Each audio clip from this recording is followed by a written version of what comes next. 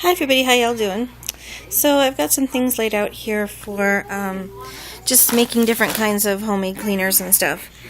I'd heard about this just on the internet or whatever, people soaking any kind of citrus rind or peel in vinegar and just letting it sit. Some people let it sit for 2 up to 4 weeks, and then it does smell very, very orange-like, even though it still has that vinegar smell to it. It's not as strong. It's kind of really nice with that. And I actually bought a bunch of limes I'm going to do it with soon, and I have lemons as well. So once you have this, you'll use it in the place of vinegar of whatever that you would like to make a combination of. There are a lot, and I'll put some proportions in the info bar, but just to give you some ideas, if you're using like Murphy's oil soap, then you would do part, one of those. If you like to use Bronner's, the peppermint's okay, but when I'm cleaning, I would probably use like either a eucalyptus or the tea tree one. I really like. Bronner also makes salsuds, which I think is just perfect as a cleaner anyways. I just love that stuff. It's so multi-purpose. Or if you're mixing things. Now, I mix a lot of baking soda, and mixing, of course, with this would be really nice. But borax is something I use a lot. Now, sometimes I do use washing soda, and I'm out of it, so I can't show it to you. But it's a different composition. So, anyway, another thing about vinegars, I'm going to be trying that, and I want to hear if somebody makes it. Yeah, like what they like about it or what they don't like or how they used it or anything like that. Now this I've got set up because I'm about to make some thieves vinegar, and I have not yet decided if I want to take this citrus vinegar and use it as part of the base for this one. Thieves vinegar comes from the legend of the plagues, that there were thieves who would during the plagues pickpocket people. Once they had been dead, they would just go through and take everything, and that they did not get ill. Okay, so there are a great variety of recipes as far as what to use in this mixture, and I'll tell you about a couple of them, and I'll tell you what I do.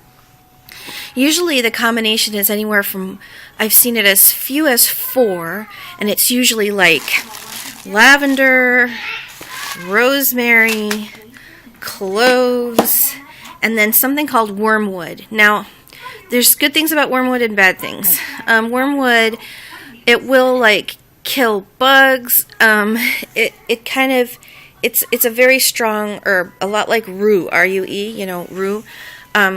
But because of that, I actually kind of avoid it, because there's something funny that you can sort of do with these combinations.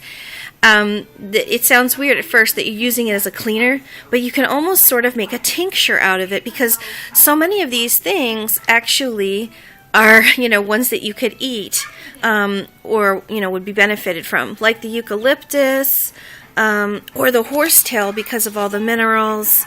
The lemon balm in particular, that's good for viruses, especially like it's good for calming people down, but then there's other ones like cinnamon. Now here's one that I kind of go back and forth about.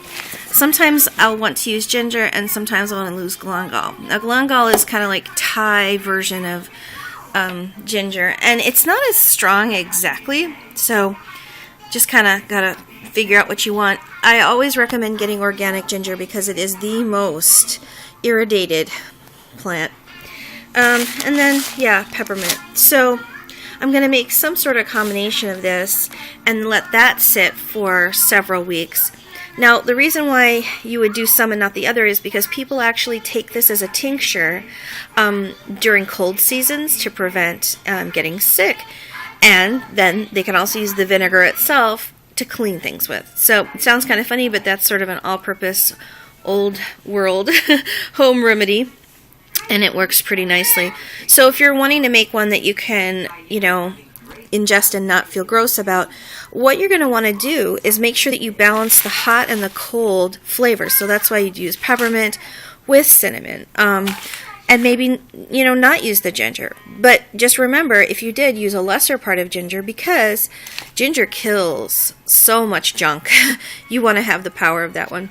I remember one time I had saved, actually, the herbs that were in the jar that I had done that with, and I used them actually to clean my toilet, and it was the best thing because the herbs were abrasive in nature, and it looked so clean. It was like sparkling. It was awesome. And some people say that you want to use 1 tablespoon of mixed herb to each 1/4 cup of your vinegar. So if you're going to fill up like your quart here, think about how much vinegar you want, and then all you would be doing is just putting enough vinegar over the top of it. And I do always use white vinegar. I don't use the apple cider when I'm cleaning because there are little particles in it that, sometimes might not wipe away as well, or if there's things that it might stain. So I'm going to show you all this once I put it together, and I hope that you will try making some of these for natural cleaning products in your home, and enjoy. Be in the best of health. Great blessings of peace.